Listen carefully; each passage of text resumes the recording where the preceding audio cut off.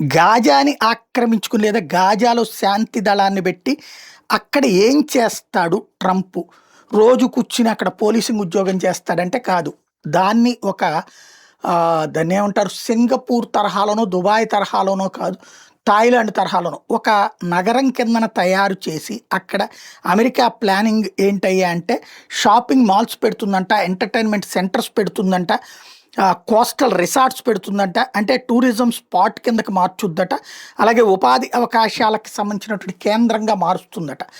అలాగ మార్చేటటువంటి సందర్భంలో ఈ హమాస్ తీవ్రవాదులు ఇంకా ఎవరైనా ఉగ్రవాదులు వస్తే వాళ్ళని కంట్రోల్ చేస్తుందంట. ఎందుకు ఈ పనంతా చేస్తుందంటే పాలస్తీనాలో ఉన్న ప్రజలకు ఉపాధి అవకాశాలు లేవు, ఉద్యోగ అవకాశాలు లేవు. ఏ ఐక్యరాజ్యసమితితో ఇచ్చిన 10, 25, 50, 100 వస్తున్నాయి తప్పించలేదు. దాంతో మిగతా వాళ్ళు ఖాళీగా పడి తిరుగుతున్నారు కాబట్టి వాళ్ళు ఈ ఐక్యరాజ్యసమితి ఇచ్చే ఆ బిచ్చం మీదనో లేకపోతే ఇతర దేశాలు చేసే సాయం మీదనో ఆధారపడతా బ్రతుకుతా ఆ బ్రతకడానికి కారణమవుతున్నటువంటి హమాస్ సంస్థ మాటలు వింటుండేటప్పటికీ ఆ హమాస్ వాళ్ళు వచ్చినటువంటి సాయంలో 80% తినేసి 20% ప్రజలకు పెట్టి వాళ్ళని తమ చెప్పు చేతల్లో పెట్టుకుంటూ వాళ్ళని నిరంతర బానిసలుగా మార్చుకుంటూ వాళ్ళని తీవ్రవాదులుగా మారుస్తూ ప్రపంచాన్ని నాశనం చేస్తున్న వేళ అక్కడున్న ప్రజలకి ఉద్యోగోపాధి అవకాశాలు ఆ ప్రాంతంలో ఏర్పాటు చేస్తే అప్పుడు ఉగ్రవాదం వైపుకి అట్రాక్ట్ కాకుండా ఉంటారన్నటువంటి అమెరికా ఆలోచన.